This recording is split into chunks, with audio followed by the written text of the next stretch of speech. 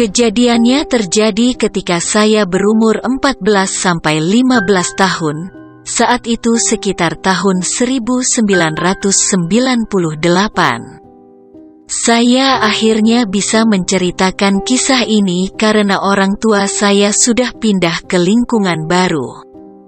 Sebelumnya aku tidak berani berbagi peristiwa ini karena di benakku, aku khawatir hantu itu akan menghantui orang tuaku karena mereka tinggal lebih dekat dengan kuburannya. Saat itu tahun 1998. Keluarga saya sudah tinggal di sebuah rumah dengan halaman depan yang luas sekitar 3 tahun lalu. Di sebelah halaman besar itu ada sebuah kuburan. Kuburan Muslim khas Jawa yang dinaungi pepohonan Kamboja yang memberikan rasa ngeri bahkan di siang hari. Kami tidak pernah melihat penampakan sebelumnya. Nenek saya, yang sebenarnya dia adalah pengasuh adik bungsu saya, tapi kami menganggapnya sebagai keluarga dan memanggilnya dengan panggilan Mbah, yang itu artinya adalah nenek dalam bahasa Jawa. Memberitahu kami bahwa hantu atau makhluk gaib itu takut pada anak kecil. Ketiga adik saya berusia sekitar 6-10 tahun saat itu. Dikatakan bahwa anak-anak kecil bisa melihat mereka. Saat itu ada sebuah kejadian di mana seorang putri tetangga yang rumahnya jauh dari rumah kami dibunuh oleh suaminya setelah bertengkar. Si wanita meminta cerai tetapi suaminya menolak dan menjadi marah ketika dia melihat dia mengemasi pakaiannya untuk pulang ke rumah orang tuanya. Pasangan itu tinggal di kota bernama Surabaya saat itu. Itu adalah pembunuhan yang mengerikan karena kemeja putih sang istri berubah menjadi merah karena darah. Kemudian orang tuanya membawanya pulang untuk dimakamkan di kota asalnya dan makamnya itu berada tepat di dekat rumah lamaku. Kejadian menyeramkan dimulai hanya 3 hari setelah pemakamannya. Orang-orang mengaku melihat seorang wanita berbaju merah, berdiri tepat di luar gang yang menuju ke kuburan dengan banyak barang bawaan. Dia sering terlihat mencoba menghentikan ojek setelah tengah malam. Jika ojek itu berhenti, biasanya mereka akan berakhir di tengah kuburan. Saya adalah orang yang sering bangun pagi. Saya bangun sangat pagi karena saya adalah putri tertua. Dan ketika saya bangun pagi itu, saya sering melihat pengendara ojek keluar dari gang pemakaman pada pagi hari. Ayah saya hanya berkata, "Sepertinya ada korban lagi deh." Dan segera rumor tentang wanita berbaju merah menyebar ke seluruh desa. Sebenarnya saya tidak terlalu percaya saat itu.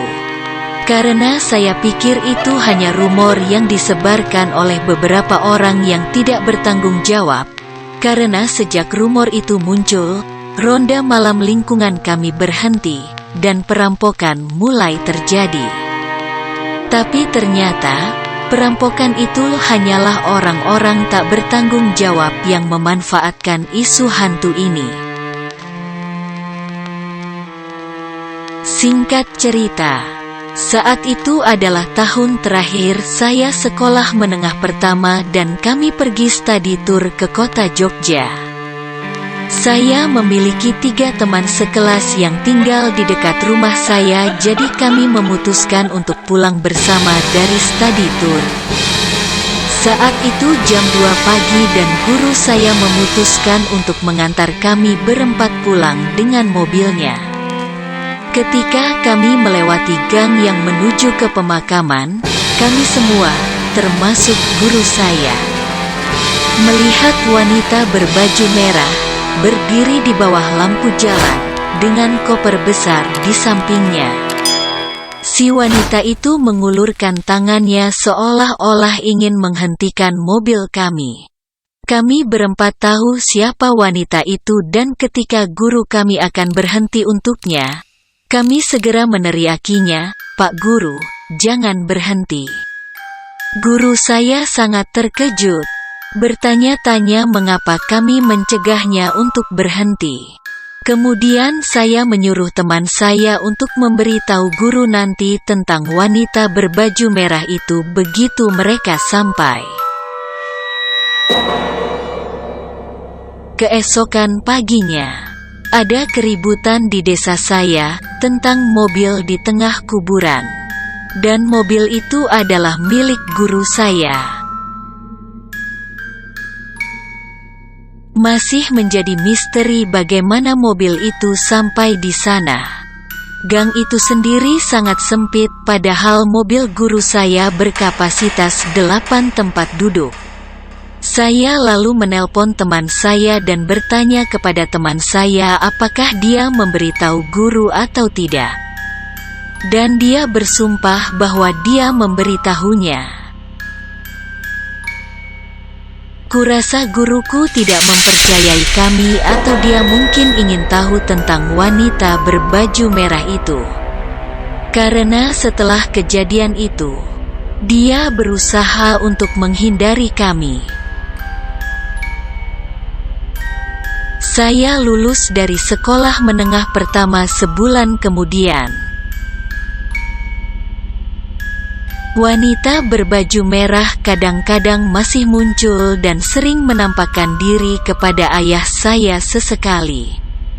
Ayah saya memberitahu kami bahwa selama dia tidak mengganggu kita, biarkan saja. Karena rumah saya dulu cukup dekat dengan kuburan tempat si wanita itu dimakamkan. Hingga akhirnya saya memutuskan untuk menyimpan cerita itu untuk diri saya sendiri. Kami memperlakukannya seperti tetangga yang tidak ingin kami berteman. Kami tahu dia ada di sana tetapi kami lebih suka untuk tidak mengganggunya. Dan akhirnya 2 bulan lalu, orang tua saya pindah dari rumah itu setelah ibu saya pensiun. Jadi saya pikir saya bisa membagikan kisahnya sekarang karena orang tua saya sudah tinggal jauh darinya. Diceritakan oleh akun Piscesian dari Indonesia. Terima kasih.